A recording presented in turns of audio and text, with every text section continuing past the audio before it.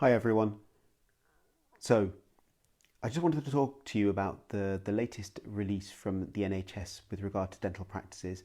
And then I also wanted to talk to you about what you're doing in this time, how you're using your time effectively, and then what you hope to do when you get back. So, the NHS has just released the new document, uh, and it goes through the the details of particularly of funding of what we would expect for our dental contracts and things. So they're going to continue paying us. They're going to look at March 2019 data rather than March 2020 data for our UDAs, and they're also going to uh, make sure that they're paying us and they want to be able to have access to our staff who may not be doing dental work, that they can be used within the wider NHS.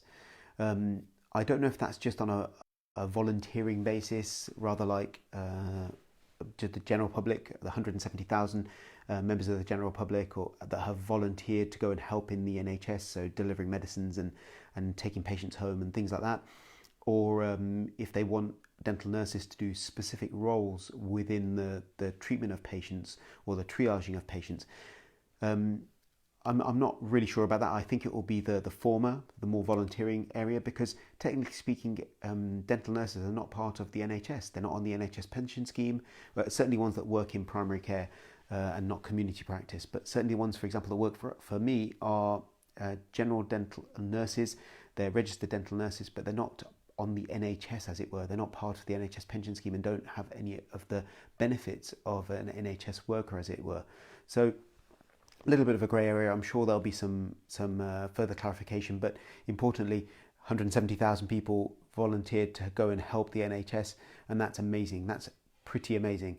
And then we've had tens of thousands of people returning to work who've recently retired, nurses and GPs. So that's amazing. Hi Karen, nice to see you there. So it is pretty impressive that so many people have volunteered and so many doctors and nurses are willing to come back at the greatest time of need for the NHS. So amazing stuff, amazing stuff. Anyway, brilliant that the NHS have released the clarity on funding, and we know that next month that we will continue to get in advance our monthly funding. Now, this is not a grant. This is just money in advance of UDAs provided, as far as I can work out. This is not any extra funding. So we still have to make sure that we have a plan in place that we will be able to deliver, the care and the amount of NHS activity that we're contracted to deliver before the end of the year. And I'm sure the NHS will look at how they are supporting and monitoring us as well during that period. So that brings me on to the second part of this. I wanted to talk to you about how you're using your time.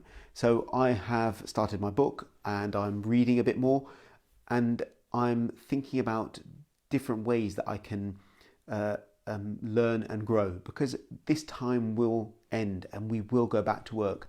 Maybe work will be different when we go back, but we will be going back. So maybe our personal protective equipment is going to change. Is that going to change how we work essentially, or are we going to be more careful about the kinds of procedures we book in together? I don't know. I'm just kind of, these thoughts are going through my head about how dental practice and maybe even other personal care businesses and operations will change out in the community. I think we'll be much more keen to have higher levels of personal protective equipment. Maybe the FFP3 mask will become the de facto mask. I think that's going to be very expensive for dental practices if they're not reusable. And there's a lot of work on using things like N95 masks, but I won't bore you with the details. I hope that there is some consensus from the powers that be, in a way more so than there has been over the last couple of weeks.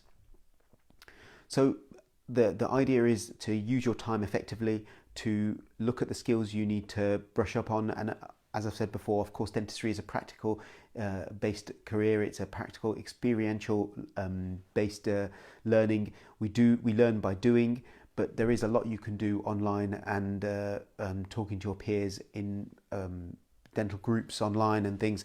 So there's a lot of learning that can be done, but there's also learning that you can do that's outside of your normal remit. So for example, in our Stratford-upon-Avon practice, we have a very large Polish community, and my eldest daughter was suggesting that I started to pick up a little bit of Polish.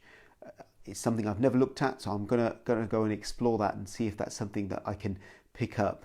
I'm sure that's going to be quite challenging. Nevertheless, I'm going to have a look at it.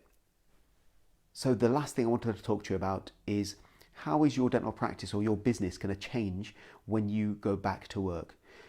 What can you be thinking of now? How can you be thinking now that's going to make you start back in practice with a bang? We're going to have some emptier appointment books. We're going to have some gaps in our diary, and maybe this is a time for us to reorganize the way we work. If we were thinking of maybe moving towards a more therapy-led, a dental therapy-led practice, or a hygiene-based practice, or introducing a therapist or a hygienist into our practice, maybe now's the time to do that. Maybe now's the time to think about those processes and flows within your practice that you could change, because it's a blank canvas essentially. If you wanted to go in and suggest to the team that you want to rebook patients for hygiene first, and new patients would come in as hygiene first, obviously after the usual medical history checks, that might be a great idea to reorganize your practice. Maybe you're looking at Invisalign and you've got a scanner and you've never had that time to bring those patients in under a hygiene stroke scanning based appointment. Maybe you want to look at oral hygiene instruction, because let's face it, oral hygiene instruction and hygiene is the mainstay, it's the fundamental bedrock of all dentistry that's done.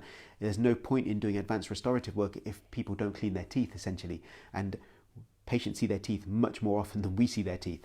So it's very important that what they do at home is done properly. So maybe you want to incorporate a hygiene-based practice or dental therapy-based practice into your work stream, similarly to how the orthodontists work, or some of the orthodontists work. They will look at the patient for treatment planning, but the work and the bulk of the work is done by orthodontic therapists, and that makes the orthodontist very, very efficient in the number of patients that they can get through. So we've got a number of therapists in our practice, and maybe we don't use them as much as we should. I'm sure that they would look they would like to increase the amount of dentistry they do. So for those of you that don't know, dental therapists are able to do fillings on adults and children. They're able to take teeth out on children, and they're able to scale teeth just like a hygienist. So they're more qualified than a hygienist, but they must work to prescription. So it would be up to me or one of my colleagues to write the prescription. Please do the filling on that tooth using this material and this much local anaesthetic, and then they would go ahead and do it. So that's just one way you can think of bringing patients back or resetting your practice. The other thing is to look at things like whitening offers, because I think we'll be coming back into the summer. I'm hoping that we'll come back into the summer. So maybe you look at incorporating some prevention with some easy restorative, easy cosmetic, and whitening is the best because it's the least invasive and it enables patients to have that immediate wow for their teeth, and you can really affect change when patients like their teeth.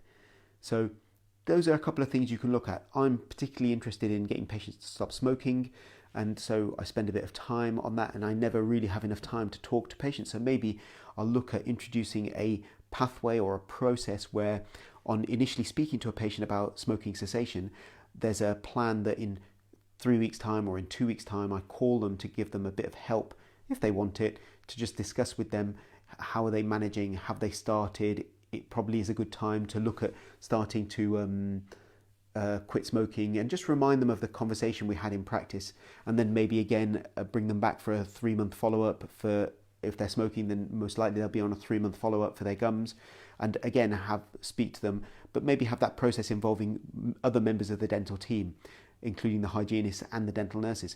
So there's lots of things you can do to affect change in your patients, help them to move forward in their oral and dental health, and also to reinvigorate and re-establish your practice back again as a bit of a reset. Hi Matt, hope you're well. So I'd like to think that this time can be usefully used. We can grow and develop ourselves and come back to our patients with a reinvigorated practice and self. I look forward to coming back to work, and I am going a bit stir crazy. It's day 3 in the Jamal house of homeschooling, and all seems to be going well. I think there's a break coming up now. Yeah, it's 1:15, so I'm hopefully going to kick the ball around or go for a walk or something with the kids. I hope everyone takes care of themselves. Please stay indoors. Please stay safe. Please, when you're calling your patients to talk to them about emergencies and triage, just remind them that it's very important that they stay at home and limit the amount of outside time and interaction with other people and at a distance. I think we have got a responsibility, as I've said before, to educate and inform people, because even though the coronavirus stuff is all over the news and all over the place, a lot of people don't watch the news. They bury their head in the sand and they don't speak to all that many people. And I think that as intelligent and hopefully educated people, we have that responsibility to disseminate information in a clear, unbiased and credible way.